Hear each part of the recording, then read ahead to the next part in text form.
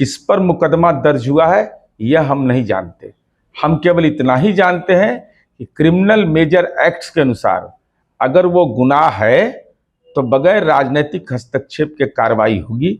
लेकिन विपक्ष अगर ये सवाल खड़ा करता है तो मेरा सवाल उनसे सीधा है कि रीतलाल यादव जो जेल के अंदर में है, भागलपुर के तृतीया खंड में है, आखिर किस उपलब्धि के आधार पर तेजस्वी जी आपने टिकट दिया?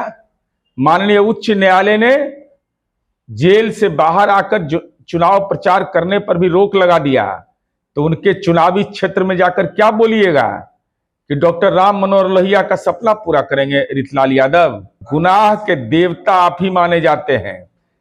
एडीआर की रिपोर्ट है, लोकतंत्र संक्रमण काल में सबसे ज्यादा आपराधिक छवि का कोई उम्मीदवार दिया है। नमस्कार, आप बोले भारत देख रहे हैं, मैं हूं आपके साथ कमलेश। मोकामा कांड के बाद देखिए खूब सियासत हो रही है और जंगल राज की चर्चा शुरू हो गई। और इस बीच देखिए दुलारचंद यादव का पोस्टमार्टम रिपोर्ट आ गया है। उस रिपोर्ट में कहा गया है कि गोली लगने से हत्या नहीं हुई है, लेकिन रिपोर्ट को लेकर के सीधे जो है जदयू के मुख्य प्रवक्ता सह एमएलसी नीरज कुमार इशारों में अनंत सिंह को जेल भेजने की बात कह दी है। वो कह रहे हैं कि कार्रवाई करे प्रशासन, जो एफआईआर दर्ज हुआ और जिनका नाम है अनुसंधान करके कार्रवाई करे, क्योंकि एफआईआर तो अनंत सिंह पर ही हुआ है, अनुसंधान की बात कर रहे हैं। तो क्या अब अपने ही प्रत्याशी को जेल भेजने की जो है बात कर करके जदयू एमएलसी नीरज कुमार ने बवाल मचा दिया है? क्या कुछ कह रहे हैं नीरज कुमार, सुनिए इस वीडियो में। मोकामा के दुखद आपराधिक घटना, पोस्टमार्टम रिपोर्ट एक विहित प्रक्रिया का हिस्सा है, वह अनुसंधान का विषय है। एफआईआर दर्ज हो गया, पोस्टमार्टम रिपोर्ट भी आ गया। अब पुलिस को सक्षम प्राधिकार है जो जांच करने का अधिकार प्राप्त है। पुलिस सक्षम तरीके से जांच करेगी। हम इतना जरूर आश्वस्त करेंगे कि अब तक का मेरा ट्रैक रिकॉर्ड है कि किस पर मुकदमा दर्ज हुआ है यह हम नहीं जानते। हम केवल इतना ही जानते हैं कि क्रिमिनल मेजर एक्ट्स के अनुसार अगर वो गुनाह है तो बगैर राजनीतिक हस्तक्षेप के कार्रवाई होगी।